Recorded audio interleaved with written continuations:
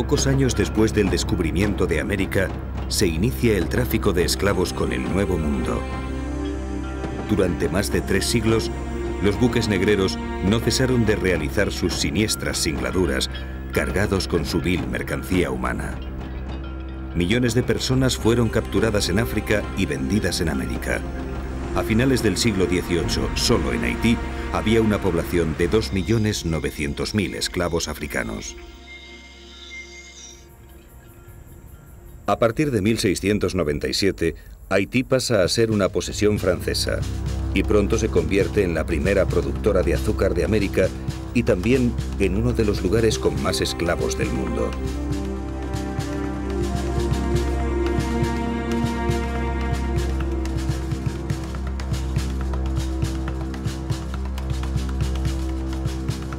Hoy podemos encontrar algunas de las antiguas haciendas azucareras convertidas en museos. Enormes alambiques para destilar el ron, prensas donde se extraía el jugo de la caña y depósitos elevados donde se guardaba el fruto del trabajo que realizaban los esclavos a golpe de látigo.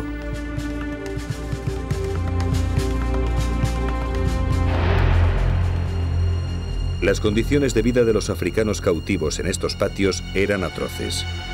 Después de sufrir las penalidades de un viaje donde morían habitualmente el 20%, llegaban a las subastas extenuados y enfermos.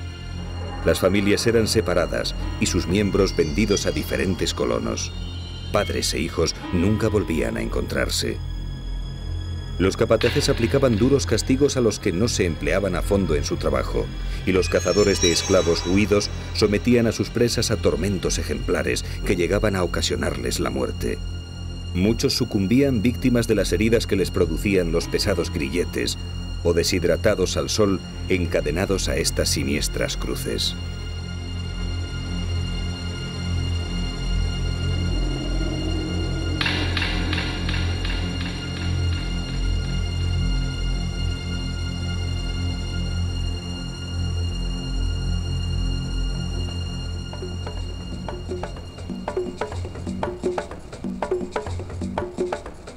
Cabo Haitiano era el punto donde los negreros solían desembarcar su mercancía de ébano, como llamaban a la carga maloliente de esclavos moribundos que superaban el viaje. Hoy es una de las ciudades coloniales más bellas de Haití. Sus casas nos hablan del pasado opulento de los colonos franceses que dirigían las plantaciones de caña. La población negra de la colonia, a finales del 18, llegó a ser de unos 3 millones y las dificultades para controlarla eran cada día mayores. Los negros que se fugaban, los llamados marrones, se escondían en las montañas y se organizaban en grupos rebeldes muy numerosos. Los rumores sobre la Revolución Francesa dieron nuevas fuerzas a los insurrectos. Boukman, el líder de los marrones, organizó una gran ceremonia secreta en Bois Caïman. Aquella noche del 14 de agosto de 1791 se sacrificó un cerdo negro y todos bebieron su sangre. La revolución de los esclavos había comenzado. La consigna era clara: cortar cabezas, quemar casas y arrasar plantaciones. En pocos días murieron más de 1000 blancos. Los aterrorizados colonos dieron pie a la leyenda de que los negros pactaron con el diablo la noche de Bois Caïman. Muchos esclavos fueron apresados y ejecutados. El marrón Macandal fue quemado vivo, convirtiéndose en el mártir legendario que todavía hoy es invocado en las ceremonias de vudú. Toussaint Louverture se erigió en líder de los negros y puso en pie una rebelión que duró 10 años, hasta que el día 1 de enero de 1804 Haití proclamó su independencia, convirtiéndose en la primera república negra del Nuevo Mundo.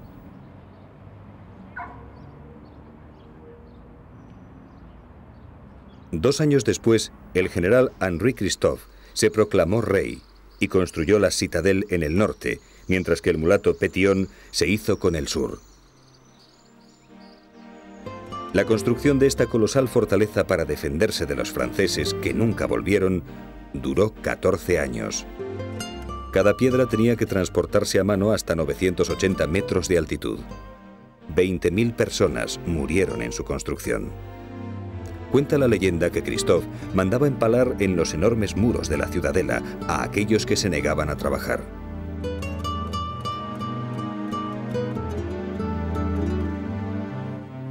Podía albergar a 10.000 personas y por su situación geográfica era prácticamente inexpugnable. El rey Christophe acumuló un arsenal de más de 250.000 balas para los diversos tipos de cañones que instaló en sus cientos de troneras.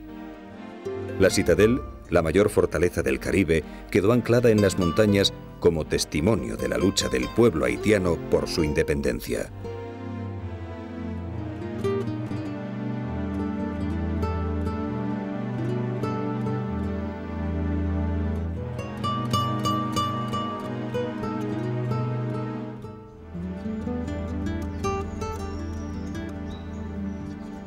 El paisaje del norte choca con la idea de aridez que se puede tener de Haití.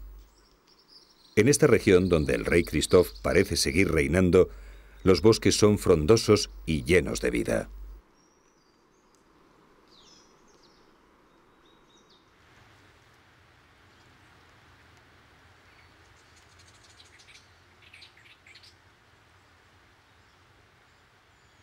Cerca de la Citadel, Christophe se hizo construir el Palacio de Sanssouci, a imagen del de Federico II de Prusia. En 1820, al pie de sus escaleras cerca de la iglesia, el excéntrico rey terminó con su vida disparándose una bala de oro con su revólver de plata. Había reprimido excesivamente a sus súbditos, que se sublevaron forzando su suicidio.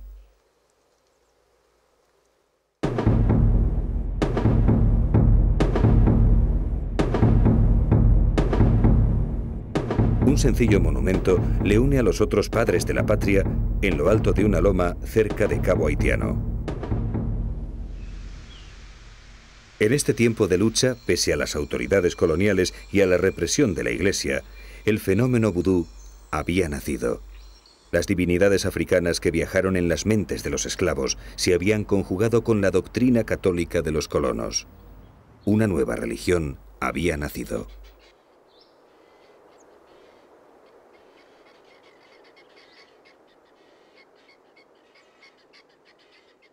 Con las banderas que representan las diferentes tribus de los antepasados, los lacus, o monasterios vudú, se encuentran diseminados por todo el país. Suelen estar ubicados en los lugares donde se escondían para orar los antiguos esclavos que huían de las plantaciones.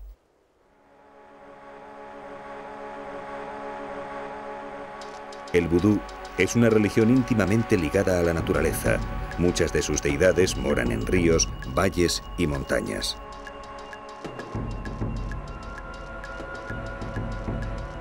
Hay muchos escenarios naturales que son verdaderos santuarios. Los devotos se retiran a estos lugares para meditar y encontrarse con sus lua o espíritus familiares y con las principales fuerzas del universo. Observatorios espirituales que facilitan la comunicación con el más allá.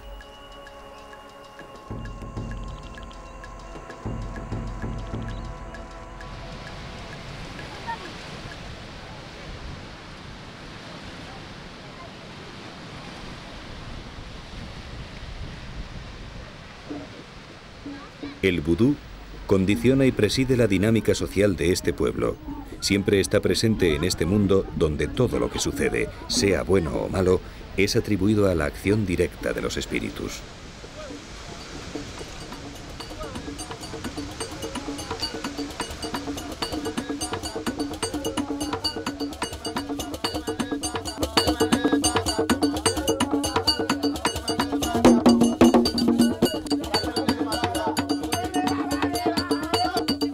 La playa de Limonad es un destino de peregrinaje. Hasta aquí llegan practicantes desde los lugares más alejados del país para realizar ceremonias de Guiné y suplicar el favor de Ersulí, la Madre Tierra, la diosa del amor, que se identifica en el sincretismo con la Virgen María.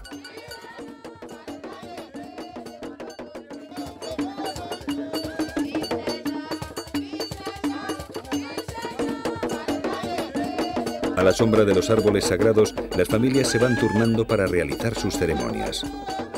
Ofrecen comida y ron principalmente y esperan que Ersulí se presente, que posea el cuerpo de alguien. como en este caso, el de la mujer del pañuelo rojo.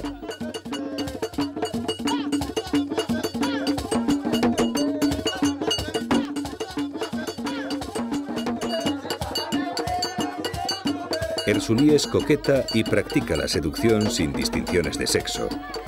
Lo mismo puede entrar en el cuerpo de un hombre que en el de una mujer, pero todos la reconocerán enseguida por sus movimientos provocativos.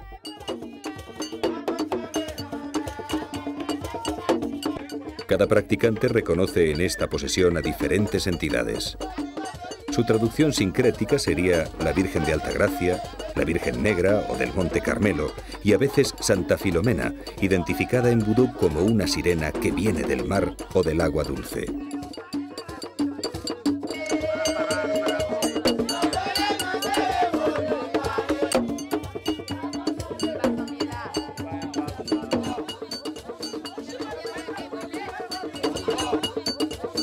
Otros participantes sufren también severos trances.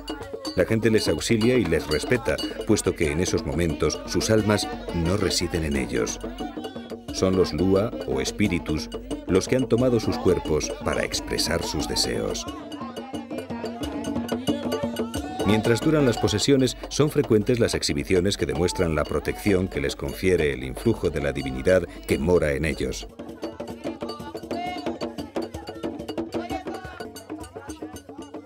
Cada lua tiene unos colores diferentes. Por eso, para invocarlos, se utilizan pañuelos de diferentes colores. El polvo de caolín blanco también sirve para atraer a determinadas deidades y para identificarlas.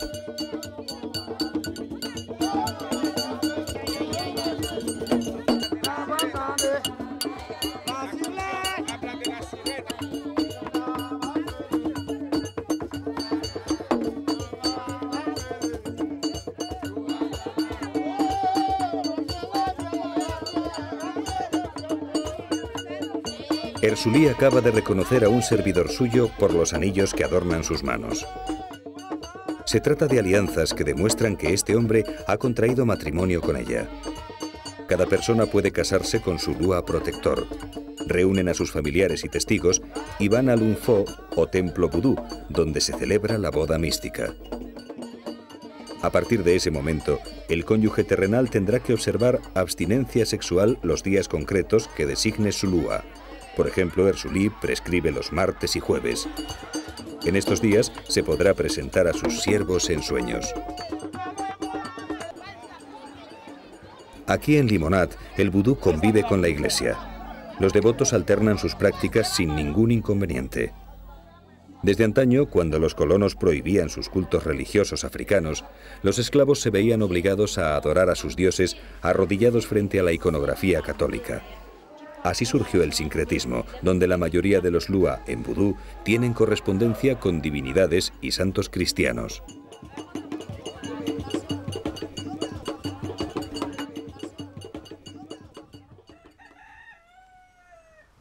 Las banderas anuncian que este es un lugar sagrado, una habitación donde viven algunos espíritus. Es la casa de Josephine. Su lua amigo le reveló en un sueño cómo debía pintar su patio para favorecer el encuentro con los espíritus que viven en estos árboles.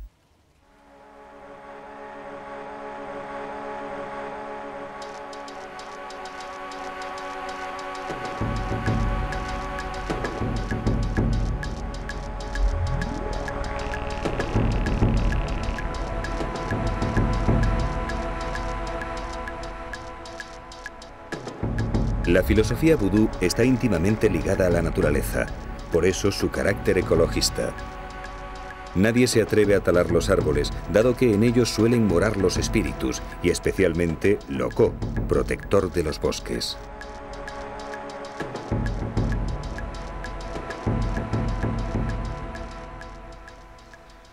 Por todo el país podemos encontrar lakus, pequeñas poblaciones que se han creado en torno a un templo.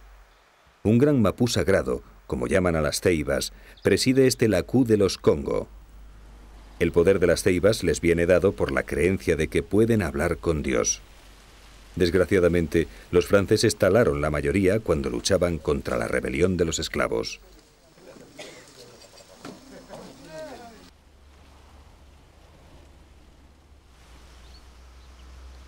Los lacus son células de población autosuficientes. Los trabajos son comunales, así como el producto que se obtiene de ellos. Cada lacú está regido por un ungán o sacerdote vudú, que se llama mambo si es una mujer, y asistido por un consejo de ancianos. Sus habitantes suelen tener las mismas raíces africanas: Congo, Dahomey, Mandingo, Ewe, etc. En el interior del templo se encuentra el peristil, presidido por el poto mitán, la columna por la que descienden las fuerzas invocadas.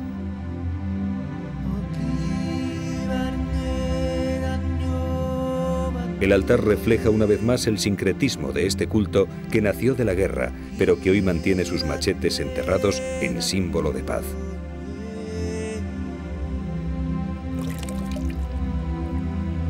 El ungán realiza una limpia que también tiene un efecto de protección contra los conjuros y nos muestra la casa de Shango, el lua del trueno y las catástrofes, que equivale a Santa Bárbara.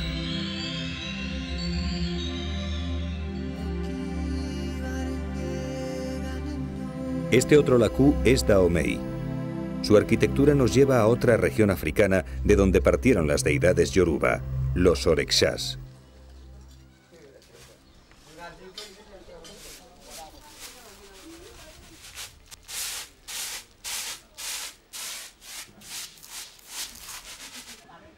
La religión vudú actúa como un elemento aglutinante que une y encaja el abanico de costumbres diferentes de los diversos grupos étnicos de donde procedían los esclavos que poblaron Haití, apuntalando una sociedad que debe su existencia a este culto religioso.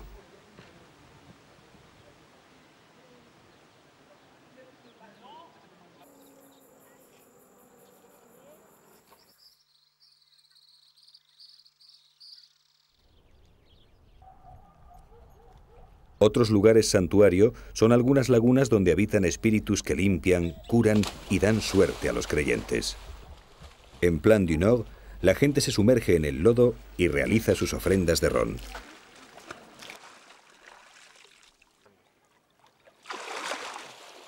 Tocado con el gran sombrero de paja que caracteriza al Lua Saka, Philo Pascal, prestigioso periodista y veterano luchador por la libertad de su pueblo en el régimen anterior, nos sirvió de introductor. Gracias a él pudimos conocer el verdadero vudú y salvar los numerosos obstáculos que nos puso la mafia que acota y vende este culto a los extranjeros.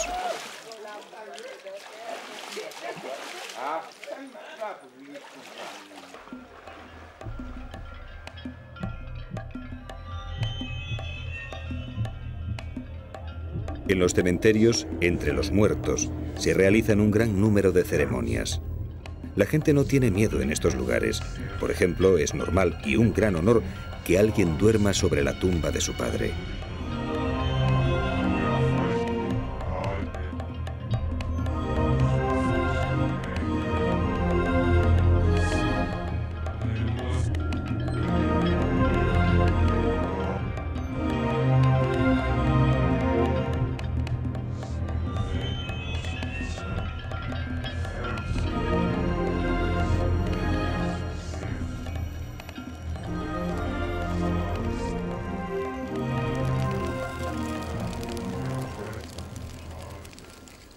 En todos los cementerios está la tumba del barón Samedi, el rey de los muertos, aunque en algunos solo sepan identificarla los del propio pueblo, para evitar que los forasteros trabajen allí.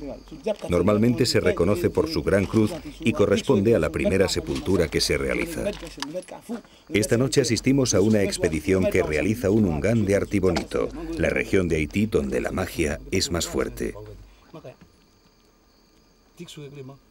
Al pie de la cruz, el ungán ahuma un papel sobre las velas para que el Lua Gran Camino autorice el paso hasta el barón Samedi.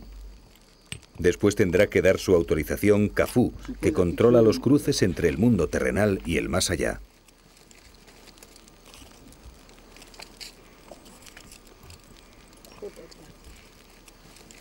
Se prepara un fuego con palos de pino y papeles escritos con el nombre de alguien para hacer un amarre, o sea, amarrar a una persona para que no deje a otra. También utilizan polvos especiales fabricados por el ungán. En vudú, estos polvos son muy importantes. Cada ungán tiene sus propios preparados que pueden ir desde los polvos curativos hasta el polvo zombie.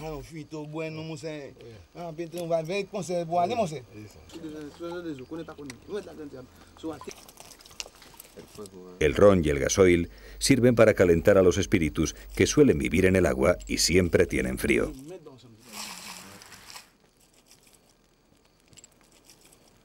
El calor les atrae y el ungán es montado por el barón de Samedi, que equivale a San Expedito, por eso el nombre de expedición de esta ceremonia.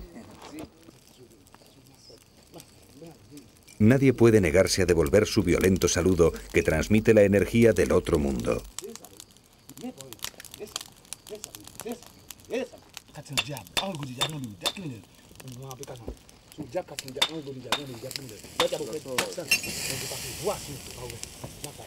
Esta ceremonia se realiza para que el varón imparta justicia en algún conflicto y ejecute su sentencia sobre el culpable. Las muñequitas rojas y negras representan a los protagonistas, hombres y mujeres, del litigio que se expone.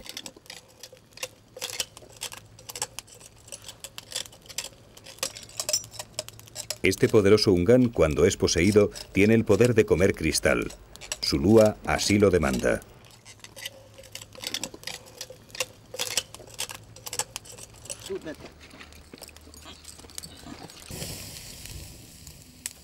El barón Samedi reina sobre todos los Guedé, los espíritus de los muertos. Cuando monta a alguien se muestra bromista y emplea palabras obscenas.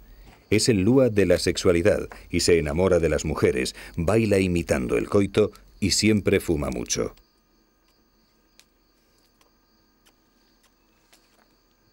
Terminado el trabajo, el varón se recuesta en una tumba y se dispone a abandonar el cuerpo que ha poseído.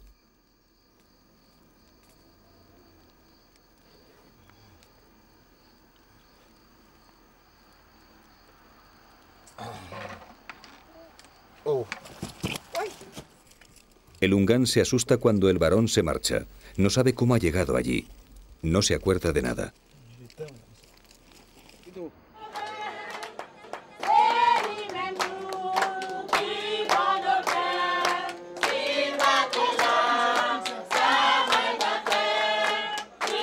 En Berré ha muerto una señora mayor y se ha convocado la fiesta de defunción que durará toda la noche.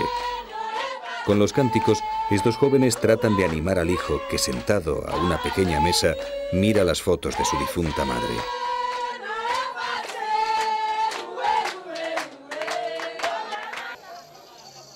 Todo el pueblo participa de la fiesta. Es un deber social atender a los difuntos desde el instante en que se produce la muerte.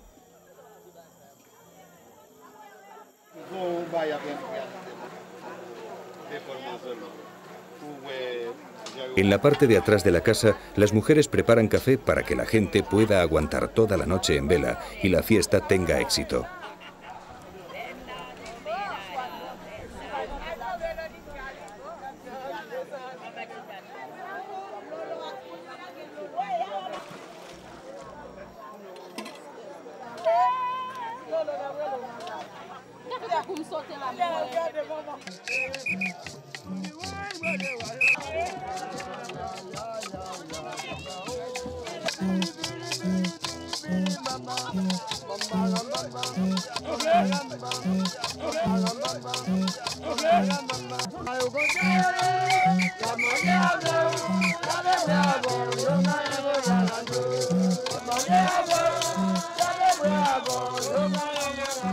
Para ellos, el sentido de la muerte es totalmente diferente al de los cristianos.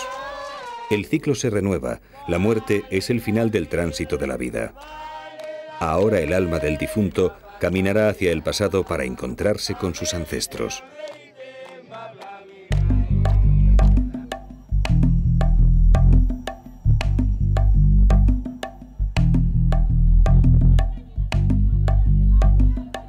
Al día siguiente, la gente acude con sus mejores galas al entierro.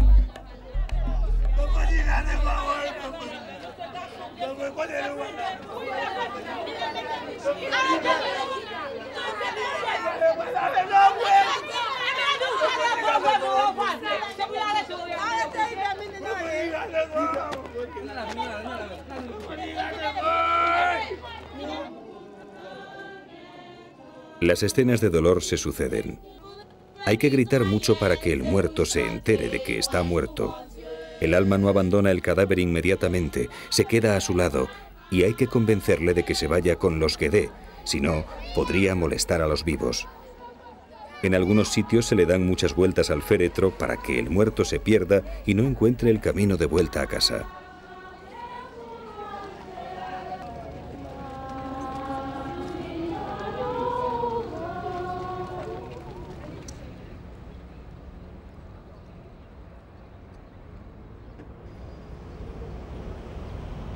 En el centro de Puerto Príncipe, la capital de Haití, encontramos el palacio presidencial que habitaron los sanguinarios dictadores François Duvalier, Papa Doc, y su hijo Baby Doc.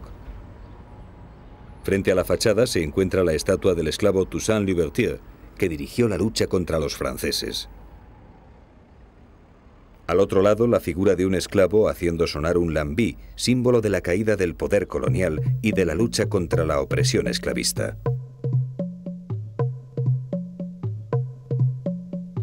Haití es la Galería del Arte Naif.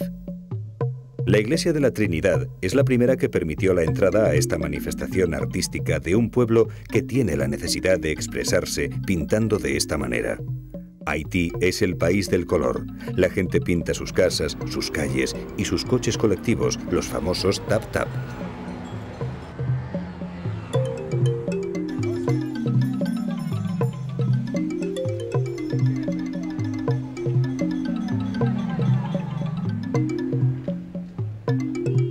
El pueblo haitiano ha sufrido innumerables agresiones y su libertad ha sido reprimida en muchas ocasiones. Quizá la más trágica, por reciente, sea la llevada a cabo por los dictadores Duvalier con sus regímenes de terror sustentados en prácticas de brujería y magia negra. Estaban rodeados por sus tropas de Tonton Macoute, la mayoría de los cuales eran bocó, brujos que trabajan el lado oscuro del vudú. El demé, que quiere decir con las dos manos. Esta práctica es la opuesta al guiné, en el que el ungán solo emplea su mano derecha.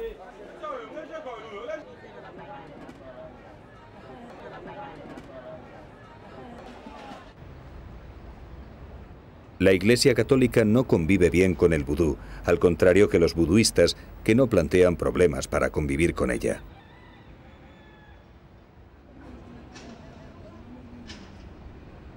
Al costado de la catedral, la gente reza y pide auxilio ante una figura de Cristo que ocupa un lugar preferente en sus creencias.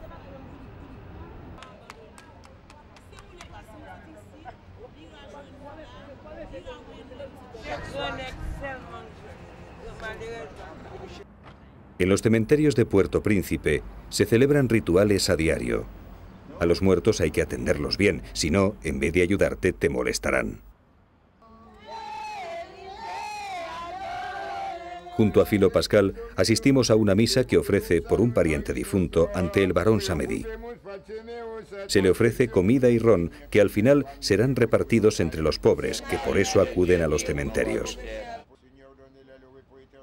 Un año y un día después de la muerte, los familiares tienen que liberar el alma del difunto, que hasta ahora reside en el agua. Deben realizar una ceremonia muy costosa en la que sacrifican un buey. Si la retrasan mucho tiempo, el difunto puede rebelarse contra ellos.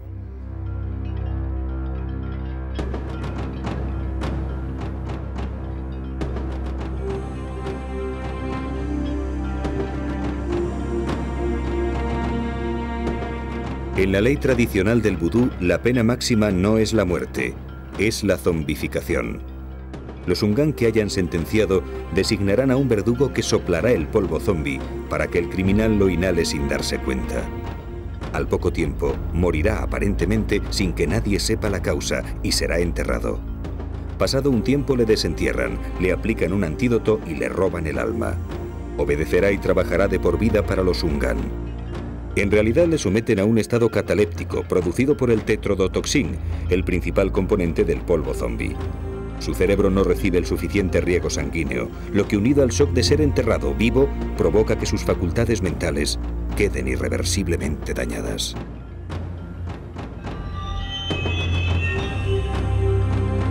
Pero los que trabajan el demé también pueden utilizar estas siniestras técnicas por venganza. Por eso hay gente que envenena a sus muertos antes de enterrarlos.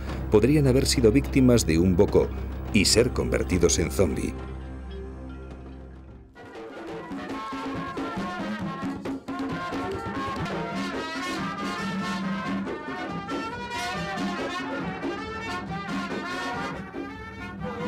Las sociedades secretas más importantes nacieron hace mucho tiempo y fueron el verdadero soporte espiritual de la sublevación de los esclavos.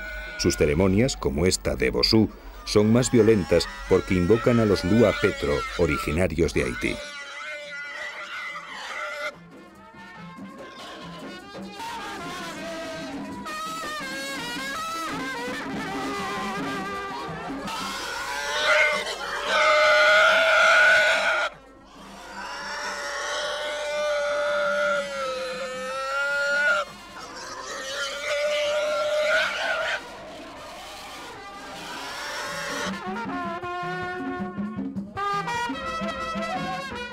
Los buduistas inhalan unos polvos preparados por los Ungan que estimulan sus sentidos y les mantienen despiertos durante toda la noche. A partir de ahora el ambiente se irá caldeando hasta conseguir un clímax donde casi todos sufrirán severos trances. Los Lua Petro han llegado.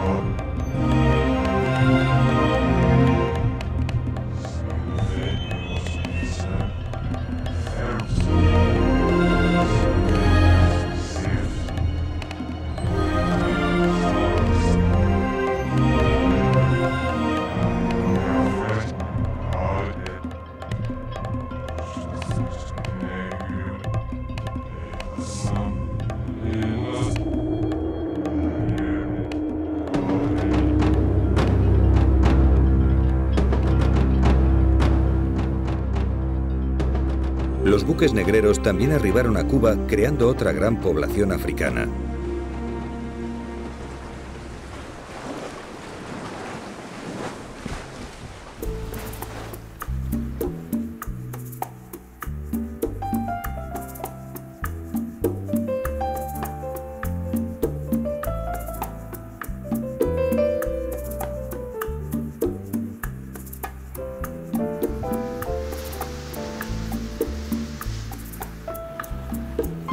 Aquí se llamó cimarrones a los esclavos rebeldes que también tuvieron que ganar su libertad.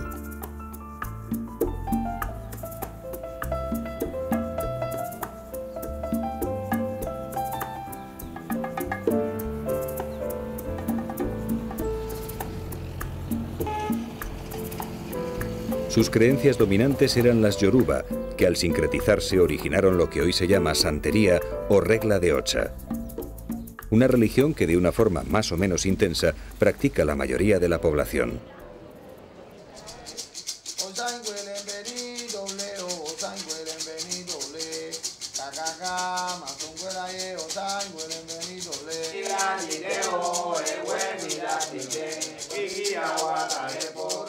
Todos los rituales santeros comienzan con el humero de hierbas como la albahaca o la siempre viva. Aparte de la purificación de los practicantes, en la santería siempre tienen que estar presentes los espíritus de la vegetación, de los animales y de los hombres. Visten de blanco y adoran a las mismas deidades que en el vudú haitiano. Olga sujeta la gallina que van a sacrificar a Exu.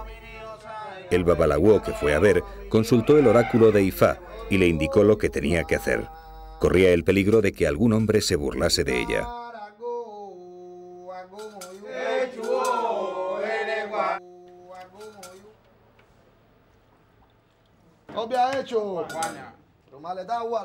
El oficiante tira los cocos. Según caigan boca arriba o boca abajo, sabrá si Exu, que rige la creación y está muy cerca de Olofi, el dios santero, admite el sacrificio. Luego hace partícipe del mismo a todos los congregados. De esta manera, aunque sea él el que realice el sacrificio, la responsabilidad será de todos.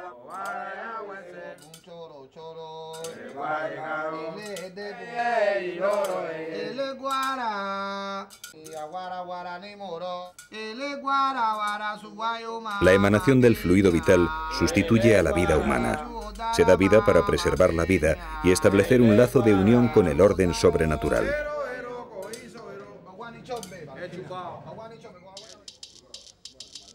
En estos altares vemos otra vez a los dioses africanos.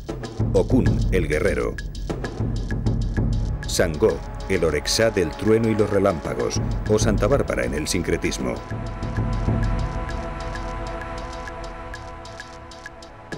El dedicado a los ancestros.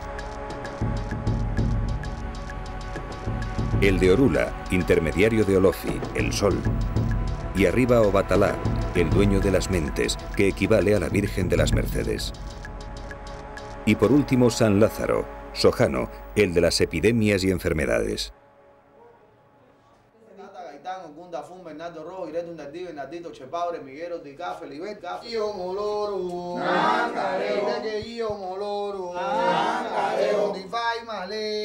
Antes de consultar al Ifá, el oráculo sobre el que gira toda la santería, invocan a Orula, que viene desde el sol. Aquí las ceremonias se realizan en las casas. Con la falta de vivienda que hay en Cuba, sería un lujo tener un templo.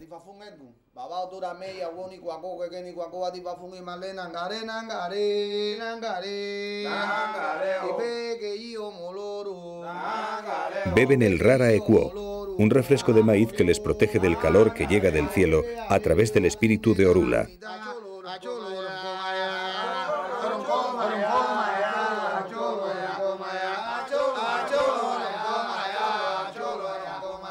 Mediante el paño rojo y el canasto, el Gran Espíritu queda atrapado durante el tiempo que dure la consulta.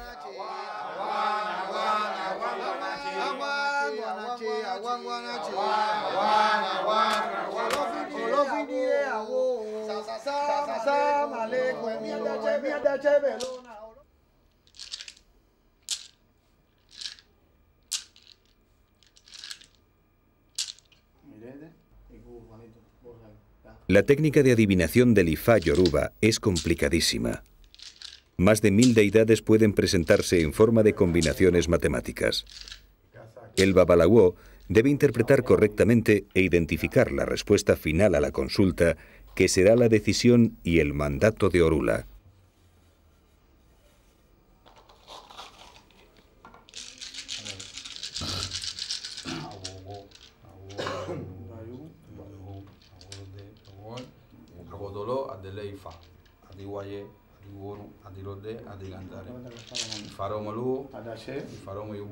El oficiante va agitando las semillas y según el número de ellas que queden en su mano izquierda, marcará con los dedos 1 o 2 rayas de diferente longitud.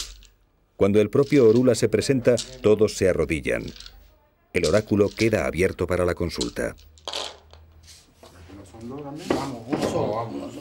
Todo el mundo arrodillando, señor.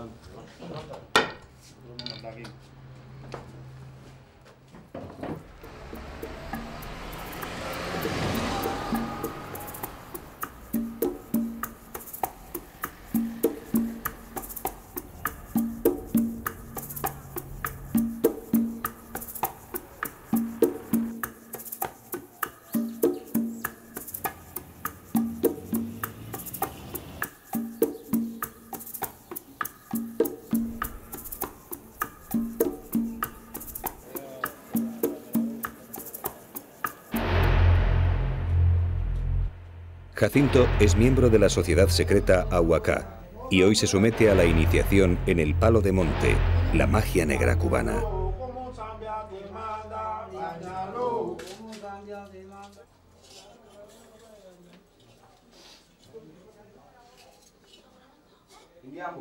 La diferencia fundamental entre la santería y el palo es que aquí se trabaja con los muertos en lugar de con santos.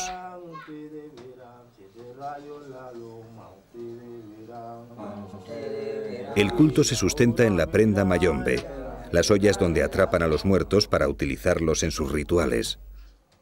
Si la prenda tiene cruces, es para hacer el bien. Si no las tiene, es para la magia negra. Estará tapada con paños negros y se llamará la prenda judía. Usan los palos de diferentes maderas, piedras, huesos humanos, herraduras, cocos y el cráneo de un muerto.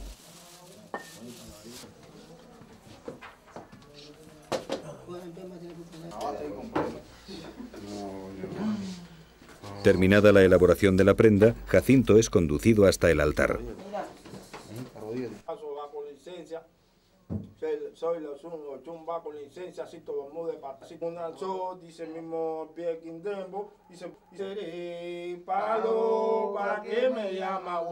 Píntalo, como Zambia te manda, píntalo, como manda María, píntalo. Los cánticos anuncian la acción que realizan.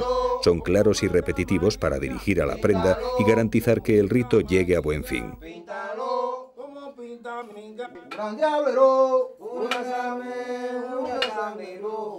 Jacinto se va sometiendo a las duras pruebas. Con sus ojos vendados y sin saber qué nueva disciplina le van a aplicar, su estado de ánimo se altera. Ningún aspirante conoce previamente en qué consiste la ceremonia de iniciación. Solo saben que es dura y que no todos resisten hasta el final.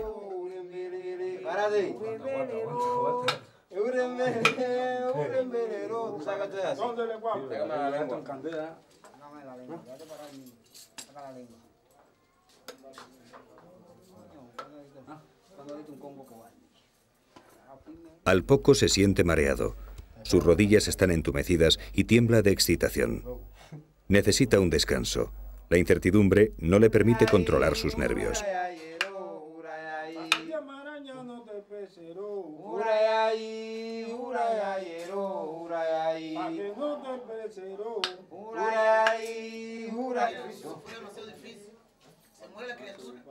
Hace mucho ejercicio sin va a comer ahora. Sus compañeros le animan, pero le apremian para que continúe firme. Esto es sacrificio. Debes sufrir por la prenda. El oficiante le raya. Esculpe en su piel con la navaja las marcas de identidad de 7 rayos, el espíritu Sangó para los santeros. Pa' que no te pesero, juramento, juramento, juramento, juramento, juramento, juramento. El aspirante se encuentra extenuado, pero lo peor ya ha pasado. Solo le resta recibir las bendiciones.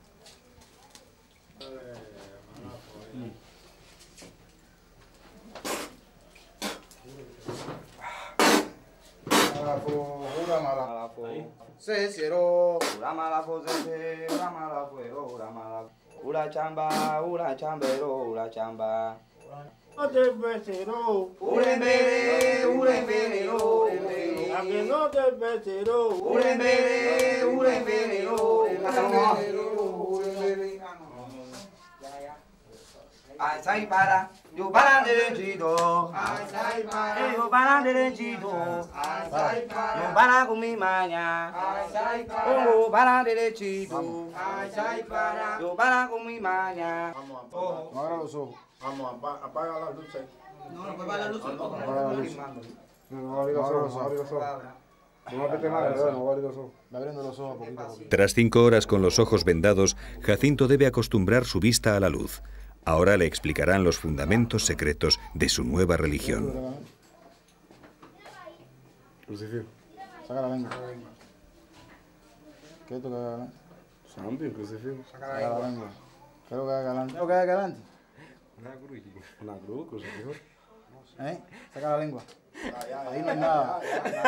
Ahí tú no ves nada. Ahí lo único que tú ves, nada. Tú no sabes nada. Esto es Zambi en la religión de nosotros. Zambi. Para que dé fuerza, luz, desenvolvimiento, estabilidad. Topa, topa, mírame meta topa. Topa, topa. Miranganga topa. Terminada la iniciación, tienen que dar de comer a las prendas mayombe. Para ello sacrifican una cabra y 2 gallinas.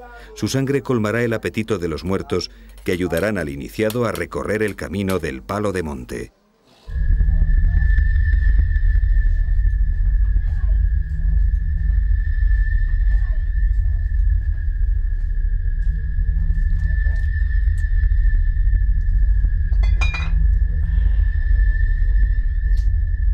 Bebed en la cabeza de la cabra. Tomadla como si fuera la nuestra y permitidnos seguir viviendo.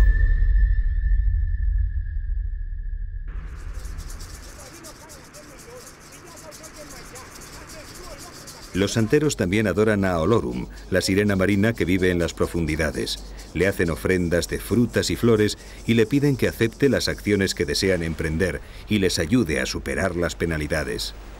Es una deidad amiga que siempre está cerca.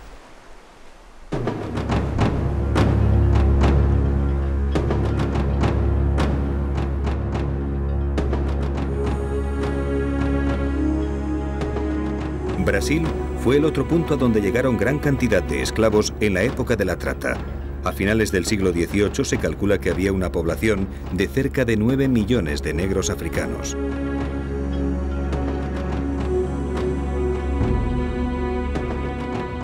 Aquí también se desarrollaron religiones y cultos sincréticos como el candomblé, la macumba y la umbanda.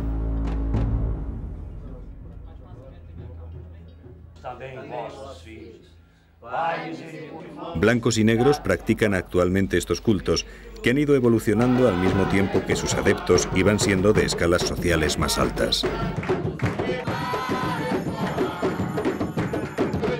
La umbanda se basa en el culto a los egún, entes de mucha luz espiritual, fuerza y sabiduría.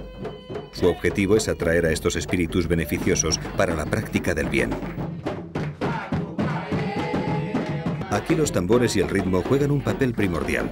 Cada espíritu tiene su propio toque y su propia cadencia.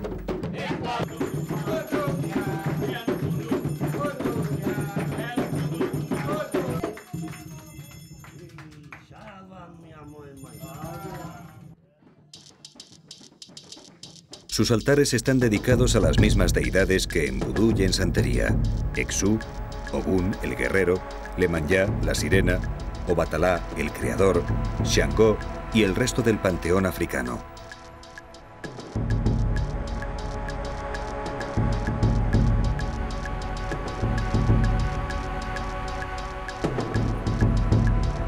El Pai de Santo, el sacerdote de Umbanda, dibuja en el suelo el símbolo de Exu, el señor de los caminos, el Pai ancestral, el intermediario entre hombres y espíritus.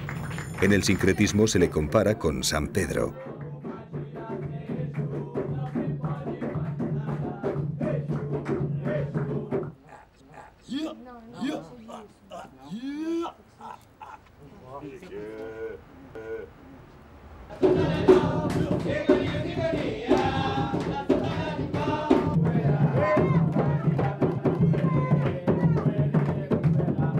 Se trata de un espíritu bromista que bebe y fuma mucho, pero que es beneficioso y amante de los niños.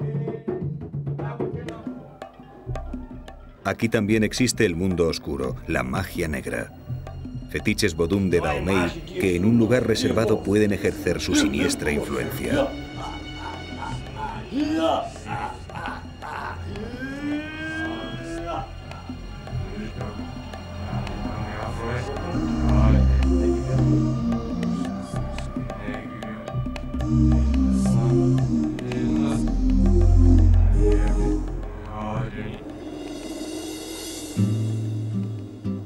Existen templos de Umbanda enormes como este de Río de Janeiro, con cientos de miles de adeptos. Algunos tienen campos de deporte y otras actividades y realizan una importante labor social. Orfanatos, centros de acogida, ayuda a los barrios pobres. Es la evolución de una religión tan antigua como el hombre que se ha ido depurando y sofisticando, pero que prevalece en sus más puros conceptos espirituales.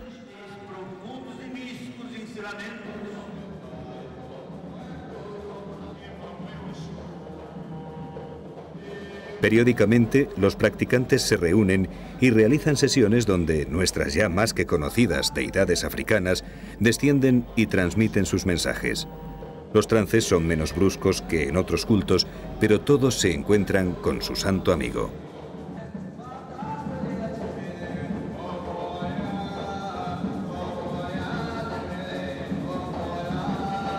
Todo empezó una noche en África, cuando un negro sacrificó su gallina y la ofreció a los espíritus que veía en las estrellas, dioses que viajaron como esclavos y que ayudaron a sus fieles seguidores a conseguir la libertad.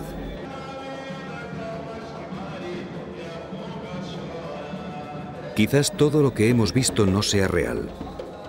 Quizás los espíritus ni existan ni convivan tan próximos a los vivos.